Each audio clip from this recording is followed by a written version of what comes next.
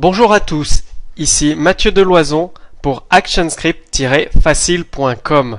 Dans le cours d'aujourd'hui, nous allons voir comment créer un ticket à gratter. Nous allons donc aborder la conception de jeu ActionScript 3 avec Flash. C'est-à-dire que nous allons créer notre premier jeu en Flash, un ticket à gratter que vous pourrez réutiliser dans tous vos projets Flash. Le code est commenté et relativement simple pour vous permettre les évolutions possibles suivantes. Vous pourrez le rendre entièrement dynamique pour la configuration des images. Il vous sera même possible de réutiliser le même SWF tout le temps pour la création de plusieurs tickets sur votre site, c'est-à-dire que sur votre site vous aurez plusieurs tickets à gratter. À chaque fois vous appellerez le même SWF avec des paramètres différents, c'est-à-dire dans la balise SWS Object, vous lui donnerez en paramètre les URL des deux images à charger dans votre ticket. Ce ticket peut être multilingue, la traduction est possible, et vous pouvez également ajouter un système de gagnant-perdant si vous avez un site de jeu en ligne, car le ticket diffuse des événements. Passons tout de suite au code source. Donc, comme d'habitude, nous avons notre classe main, qui est en sprite. Pour simplifier la création du ticket à gratter, j'ai donc créé une classe ticket à gratter. C'est notre classe principale. Allons la regarder. Donc la classe ticket à gratter prend le container, enfin le container, ouais, le display objet content, qui va contenir les images, un pourcentage pour lequel on considère que le ticket est entièrement gratté.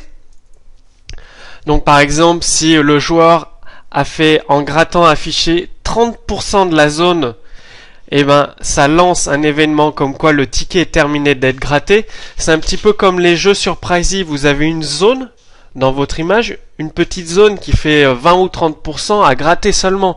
Là, ça vous permet de le configurer.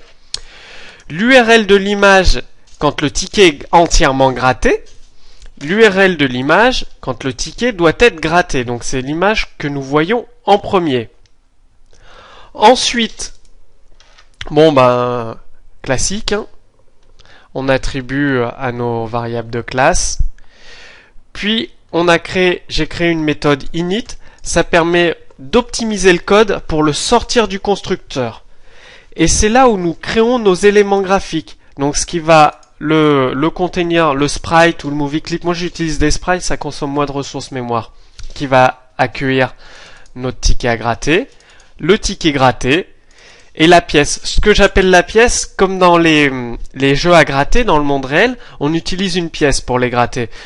C'est ce que j'appelle, c'est le motif de grattage. Quand vous allez appuyer sur la souris, j'ai créé un motif qui fait comme une pièce. Nous verrons ça plus tard, il est personnalisable. Et on ajoute tout cela dans un ordre précis dans notre container content. Donc dans un ordre bien précis pour qu'on puisse voir s'afficher notre ticket en train d'être gratté. Un petit booléen pour savoir si le grattage a démarré ou non. Ça nous permettra d'envoyer l'événement comme quoi l'utilisateur a commencé à gratter le ticket. Et là, nous chargeons. Donc, si l'URL de l'image du ticket n'est pas précisée, on chargera que l'URL du ticket fin, donc du ticket déjà gratté. Vous aurez donc la couleur de votre SWF. En principe, c'est blanc par défaut. Et quand le joueur grattera, ça va faire apparaître votre image. Sinon, nous allons charger les deux images à la suite. Donc, vous voyez l'utilisation d'un loader. Dans un cours précédent, nous avons vu les deux bases essentielles en ActionScript, la diffusion des événements et les classes. Ici, l'exemple du ticket à gratter, ça utilise les événements et des classes. Donc la classe ticket à gratter et la classe bouton validé que vous voyez ici. Et nous allons écouter l'événement complete. Ça veut dire que le chargement, une fois que le Flash a fini de charger notre première image, il nous diffuse cet événement complete et il va nous appeler onloadTicket. Et là, on charge la deuxième image. Par contre, on appelle la méthode ticketStart quand le chargement de la deuxième image est terminé. Ensuite, on récupère le contenu qui a été chargé, donc c'est une image bitmap. On ajoute dans son container un ticket. On crée une représentation bitmap de la forme à gratter, donc notre pièce. Je vais vous montrer tout de suite. Il suffit de créer un FLA. Dans votre FLA, vous créez un clip dans la bibliothèque. Donc, clic droit, moi je vais vous montrer comment je l'ai appelé. Je l'ai donc appelé pièce. Il est en sprite. Donc, notre pièce est en sprite. C'est la classe pièce que nous utiliserons dans notre code ActionScript et son nom est pièce. C'est dans ce clip que vous définissez la forme du grattage. Comme je vous l'ai dit tout à l'heure, j'ai utilisé une forme ovale un petit peu pour faire comme si c'était une pièce.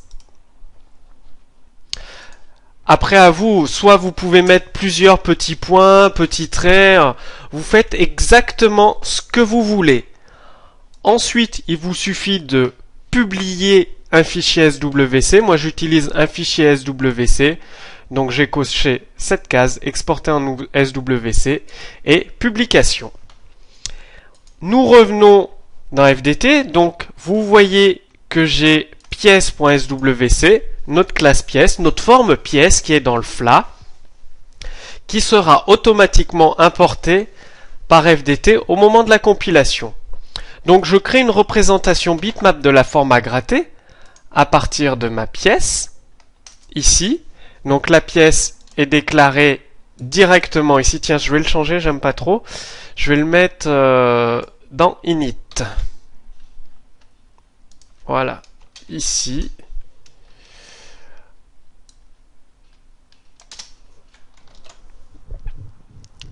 Donc la pièce est déclarée ici.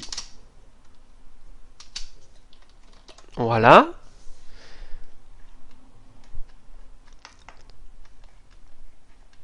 Revenons. Donc nous créons une forme bitmap. Nous dessinons cette forme, donc la forme de la pièce. Et ensuite on crée le masque de la pièce pour rendre visible l'image complète au fur et à mesure. C'est-à-dire on crée un nouvel objet bitmap data de la taille de l'image, uniquement de la taille de l'image. Ce sera le masque des datas. Donc on en sort une image bitmap, masque. Pour des soucis de performance, on active le cache as bitmap. Et on ajoute le masque sur le contenu pièce, le sprite de pièce qu'il attend. Et on affecte le masque que nous venons de créer. Donc on voit rien, c'est une image transparente. Nous avons activé la transparence ici. Comme masque du ticket.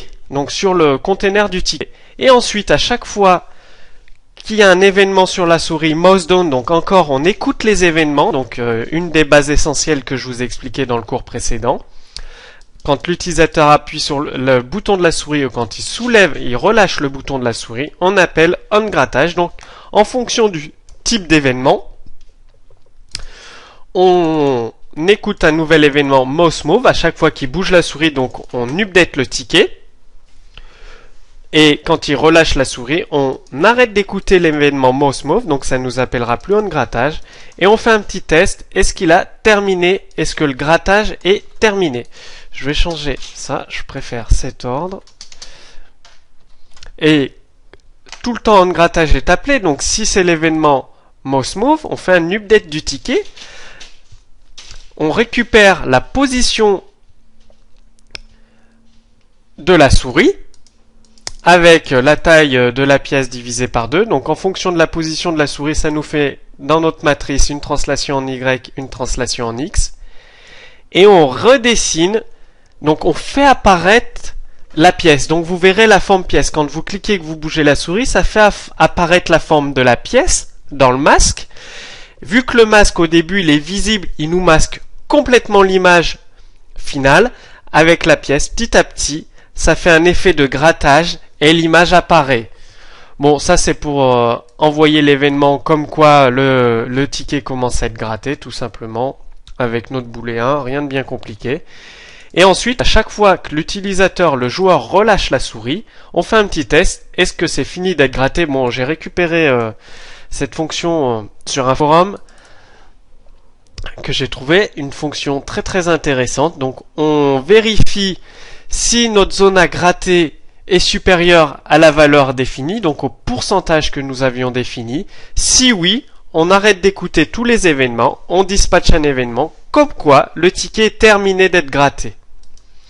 Si nous revenons ici dans notre classe principale, la mise en œuvre de notre ticket à gratter, on crée un petit bouton valider, c'est pour relancer le grattage du ticket, un petit container, on ajoute tout ça, le container, le bouton par-dessus le container, parce qu'on veut que le bouton soit au-dessus de toutes nos formes, et nous lançons la construction de notre ticket. Donc on masque le bouton, si le ticket était présent, on l'enlève, on le recrée, donc on spécifie le ticket, donc c'est le container du ticket, on veut que 80% de la zone soit grattée pour considérer que le ticket a été entièrement gratté, l'image déjà grattée, donc l'image finale, l'image du ticket à gratter, et on écoute les événements, donc onComplete quand le grattage du ticket sera terminé et quand le grattage du ticket démarre. C'est les deux événements diffusés. Donc, quand le grattage du ticket démarre, on lance un petit debug. Quand le grattage du ticket est terminé, on affiche le bouton de validation. Ce que vous verrez, ça affiche le bouton de validation, c'est celui-là. Donc, ticket gratté, cliquez ici pour recommencer. Donc, une nouvelle classe, la classe bouton validé qui gère, c'est un composant du framework ActionScript Facile. Je vous mettrai le lien sous la vidéo pour télécharger gratuitement le framework ActionScript Facile si vous le souhaitez. De toute façon, avec le code source, vous avez le SWC de ActionScript Facile qui vous permettra de compiler cette application de ticket à gratter. Donc on définit un nouveau bouton, tout simplement, son texte, on l'ajoute à la display list, sa taille, sa position, et puis bon des effets sur le texte. Donc une nouvelle fois je me répète, mais on écoute les événements, enfin l'événement diffusé sur le bouton validé mouseEvent.click et ça nous appellera onBuildTicket automatiquement. Ensuite il nous reste plus qu'à tester tout ça. Donc je lance la compilation de mon ticket à gratter avec le debug en fond de tâche, donc Monster Debugger, qui va nous permettre de voir en direct l'évolution de notre ticket à gratter. Donc le SWF est chargé ici sous Monster Debugger, donc c'est la dernière version. Nous avons notre Start Application qui nous permet de savoir que l'application est bien démarrée. Nous avons tout un tas, les performances, le nombre de FPS par seconde, la mémoire utilisée.